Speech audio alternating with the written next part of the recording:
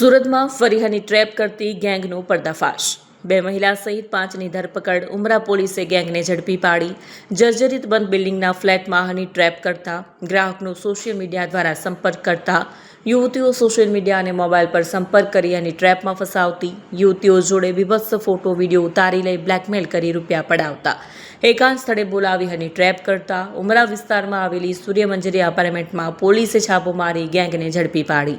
Apartment જર્જરિત અને મોટાભાગના ફ્લેટ બંધ હતા, જેમાં શંકાસ્પદ લોકોની અવરજવર રહેતી હતી, જે અંગે તપાસ કરતા પોલીસે ગેંગને રંગે હાથ ઝડપી પાડી। પોલીસની તપાસમાં યુવકને હની ટ્રેપમાં ફસાવવામાં આવ્યો હતો, જ્યાં યુવકને હની ટ્રેપમાં ફસાવી 5 રૂપિયાની ખંડણી માંગી। ખંડણી નહીં આપે તો પોલીસ કેસ કરી સમાજમાં બદનામ કરવાની ધમકી આપી। જોકે પોલીસની સતર્કતાના કારણે ગેંગનો પર્દાફાશ થયો। ઝડપાયેલા આરોપીઓમાં આકાશ પરસોત્તમભાઈ વાઘેલા, પિયુષ હસમુખ ગોસ્વામી, ખેતારામ હળમતારામ પરમાર, રાજવી હિરેન દેવગણિયા, પ્રાંજલિ ઉર્ફે પ્રિન્સી, આદિત્ય પ્રતાપસિંહ રાજપૂતની ધરપકડ કરાઈ છે, જ્યારે રમેશ પાલ નામના ઈસમને વોન્ટેડ જાહેર કરાયો છે। આરોપી આકાશ વિરુદ્ધ વર્ષ 2022માં ઉમરા પોલીસે ચોપડે ગુનો નોંધાઈ ચૂક્યો છે, જ્યારે પિયુષ ગોસ્વામી વિરુદ્ધ પણ 25માં વરાછા પોલીસ મથકમાં ગુનો રજીસ્ટર્ડ છે।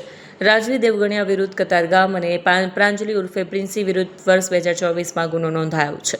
વધુ તપાસ ઉમરા પોલીસે હાથ ધરી છે।